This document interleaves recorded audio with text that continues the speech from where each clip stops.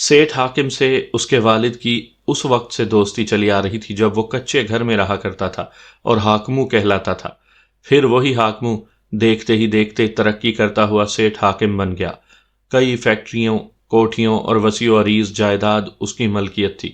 اس کی رہائش کئی ایکڑ پر محیط خوبصورت کوٹھی میں تھی۔ اس محل نما گھر میں ہر طرف خوبصورت درخت اور پھولدار پودے لگے ہوئے تھے۔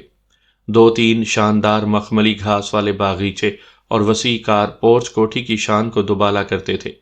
کار پورچ میں نئے ماڈلوں کی مختلف گاڑیاں ہر وقت موجود رہا کرتی تھیں۔ عمارت کے باوجود سیٹھ حاکم نے اس کے والد کی دوستی کو خیر باد نہیں کہا تھا، بلکہ اس تعلق کو قائم رکھا تھا۔ وہ اکثر اپنی والدہ کے ساتھ سیٹھ حاکم کے گھر چلا جاتا تھا۔ اس کی والدہ کا سیٹھ حاکم کی بیوی سے بہت قریبی تعلق استوار تھا۔ دونوں کے درمیان خاصی بے تکلفی حائل تھی۔ ایک دن سیٹھ کی بیوی اس کی والدہ سے کہہ رہی تھی، سیٹھ خود تو نکما اور عیاش بندہ ہے،